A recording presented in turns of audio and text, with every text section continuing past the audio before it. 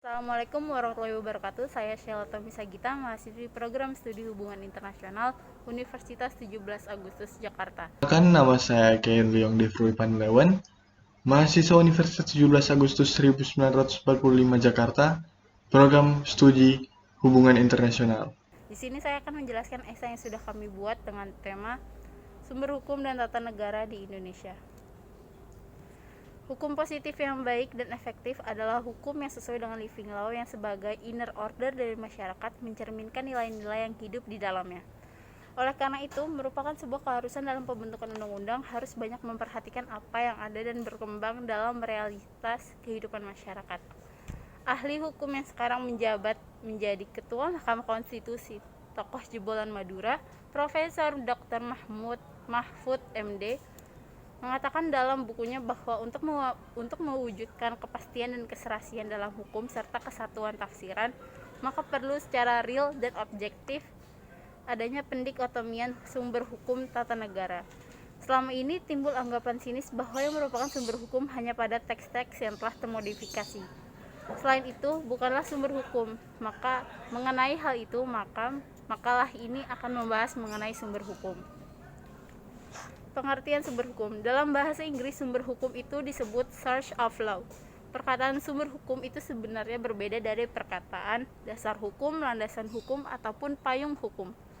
Dasar hukum ataupun landasan hukum adalah legal basis atau legal ground yaitu norma hukum yang mendasari suatu tindakan atau perbuatan hukum atau tindakan hukum tertentu sehingga dapat dianggap sah atau dapat digunakan secara hukum. Sedangkan perkataan sumber hukum lebih menunjuk kepada pengertian tempat di mana asal muasal suatu nilai atau norma tertentu berasal. Dalam pasal 1 ketetapan TAP MPR nomor 3 MPR 2000 ditentukan bahwa sumber hukum adalah sumber yang dijadikan bahan untuk penyusunan peraturan perundang-undangan. Akan tetapi dalam pandangan Hans Kelsen dalam bukunya yaitu General Theory of Law and State, istilah hukum itu atau source of law dapat mengandung banyak pengertian. Karena sifatnya yang figuratif, source of law juga dapat dikaitkan dengan cara untuk menilai alasan atau the reason of the validity of law. Semua norma yang lebih tinggi merupakan sumber hukum bagi norma hukum yang lebih rendah. Oleh karena itu, pengertian sumber hukum atau source of law itu identik dengan hukum itu sendiri, atau the source of law is always itself law.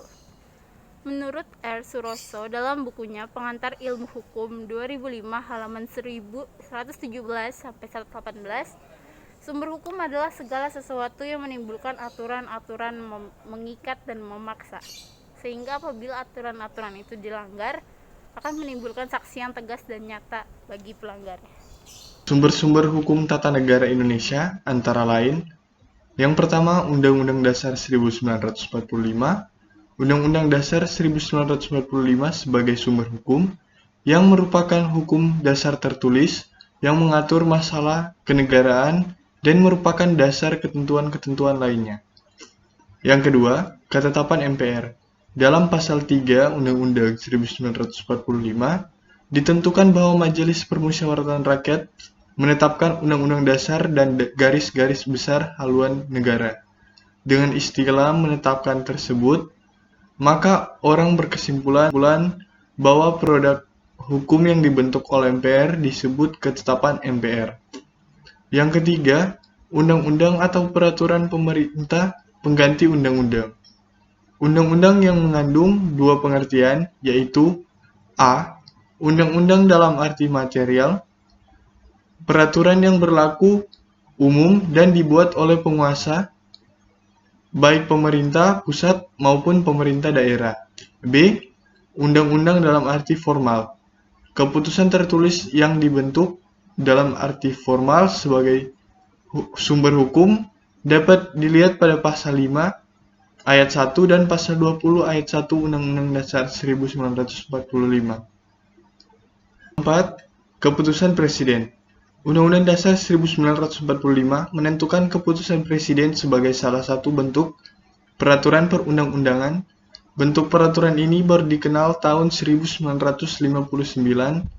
berdasarkan Surat Presiden nomor 2262/HK/1959 yang ditunjukkan pada DPR, yakni sebagai peraturan perundang-undang yang dibentuk oleh Presiden untuk melaksanakan penetapan Presiden, kemudian melalui ketetapan MPRS nomor 20/MPRS/1966, keputusan Presiden resmi ditetapkan sebagai salah satu bentuk peraturan perundang-undang menurut Undang-Undang 1945.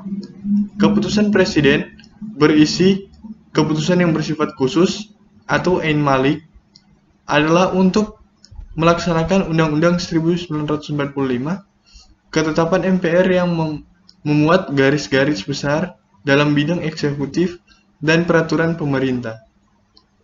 Peraturan pelaksana lainnya, yang dimaksud dengan peraturan pelaksana lainnya adalah seperti peraturan menteri, instruksi menteri, dan lain-lainnya, yang harus dengan tegas berdasarkan dan bersumber pada peraturan perundang-undang yang lebih tinggi. Yang ketujuh, Convention atau Konvensi Ketatanegaraan. Konvensi Ketatanegaraan adalah perbuatan kehidupan ketatanegaraan yang dilakukan berulang-ulang sehingga ia diterima dan ditaati dalam praktek ketatanegaraan.